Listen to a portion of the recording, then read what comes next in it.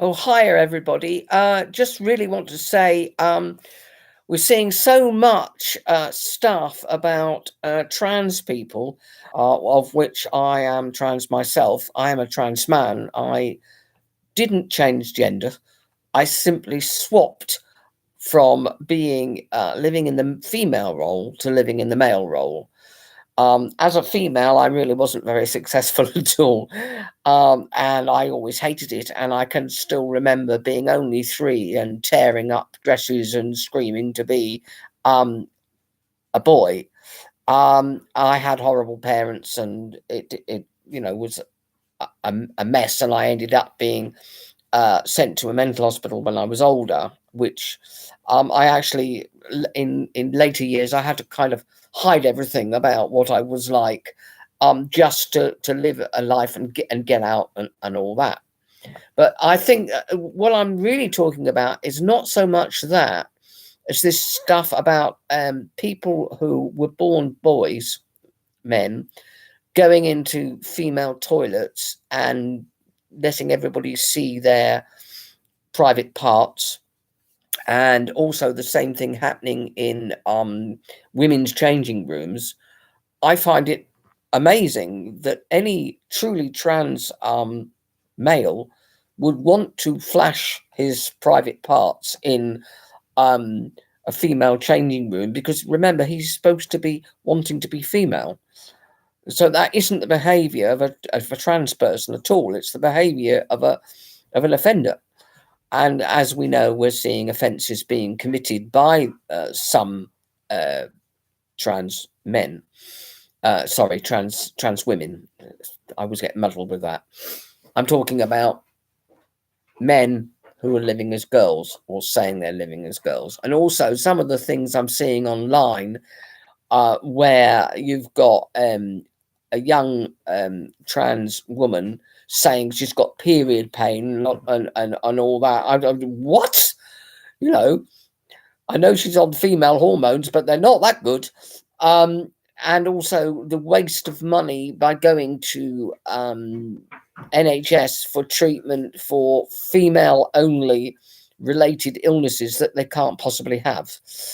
It's exactly the same as me going to a male doctor and saying I've got a prostate problem when I haven't got a prostate. And I wouldn't do it. And I can still remember going for a smear test, because I still have the female reproduction or, um, organs. I've never had any of surgery like that, and I don't need to. I don't need to do that. I'm perfectly happy as I am. The biggest problem with me was getting rid of my breasts, which were incredibly large, and I had lots of problems looking like that. The kind of problem you can imagine. I had men saying, talking to my breasts. I was also a victim of abuse, and one of the abusers, Jimmy Savile, used to say, "You don't get many of those to the pound," that kind of thing. And I got that from other men as well, and I found it quite disgusting. And I wanted to be a male. And the one big thing about me and living as a male is I really respect ladies. I don't go into ladies' changing rooms. I wouldn't dream of it. I don't use ladies' toilets. Again, I wouldn't dream of it. But by the same token, when I go into a male toilet and say there's a load of urinals, I don't look. I walk smartly past to the cubicle, use the cubicle, and walk smartly out. Men in changing rooms and toilets tend not to talk. They're very different. Women will chat and talk to each other and everything in both in changing rooms and in toilets. Not obviously not when they're in the cubicles like that, but when they're outside using when they're putting powder on their faces and things like that, talk to each other. There's a kind of etiquette about how you behave in these places, and it's very different in the men's as in the women's. And strangely enough, in the changing room that I use in the swimming pool, which obviously I use the men's, I've never had a problem with the men's, and with the other men using it, no problem at all. And they do chat a little bit in there. It probably a little bit more because we all know each other and we've been to the same club all the time. And I use it for aquatherapy. I can't exercise anywhere but in water because it's too painful. I have an arthritic condition, among other things.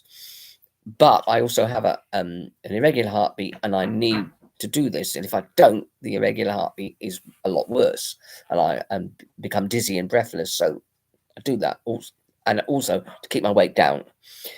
So I have lots of experience of living as a woman and living as a man.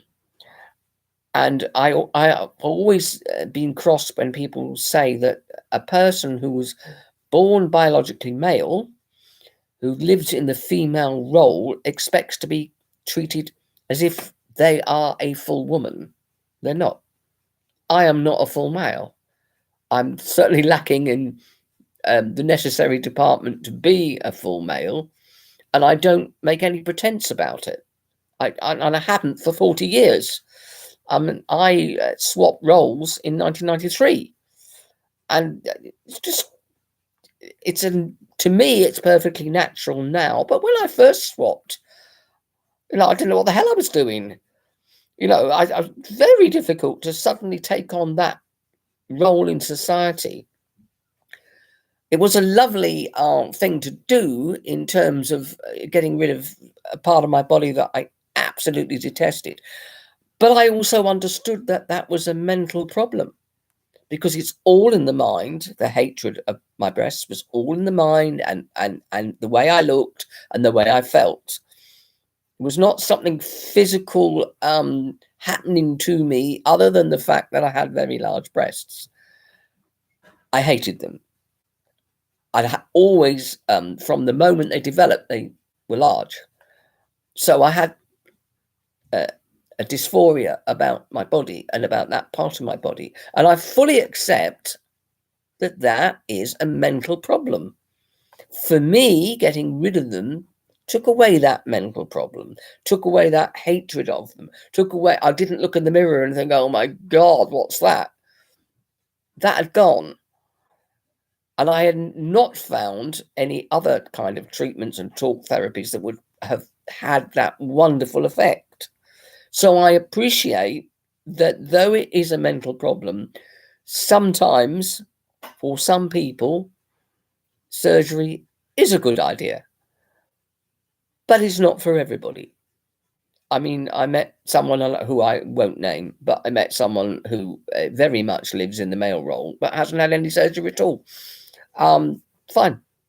That suits her, and that's great. And obviously we didn't go into great detail discussing it, but everyone is different. The big thing is I wouldn't force myself or make myself a problem in an area where I shouldn't be. If someone objected, I would tell them who I am and that I live in the male role. And we've had one or two men whose particular cultural background is they never see trans and they don't understand it and they don't like it, saying, well, why are you in here? And I've just explained why I'm there, and they're fine. They're absolutely fine. And I've also dived into the loo and changed in the loo because it's a good idea when some people from other cultures are there. I've done that as well. So I've tried to be as polite as I possibly can. But by the same token, I will not go into a ladies' changing room because I think that is impolite of me anyway. So that's what I wanted to say. And I think it's important to understand that, some people who are trans actually fully understand that it's a mental and emotional problem. And I accept that. Anyway, my name's Stephen. You can find me on YouTube. There's quite a few YouTubes of me talking, being boring. And I do hope you pop and have a look. I also paint pictures, and you can find me on janellabooks.com and see my oil paintings. and I write books, and I write books on factual things and on the years I was locked up, although that book is now out of print. That's called Heartless 2, and you can find it, and the pen name there is Janella. You can also find the hidden the hidden Hancock file, which is all about police corruption, etc. Bye, everybody.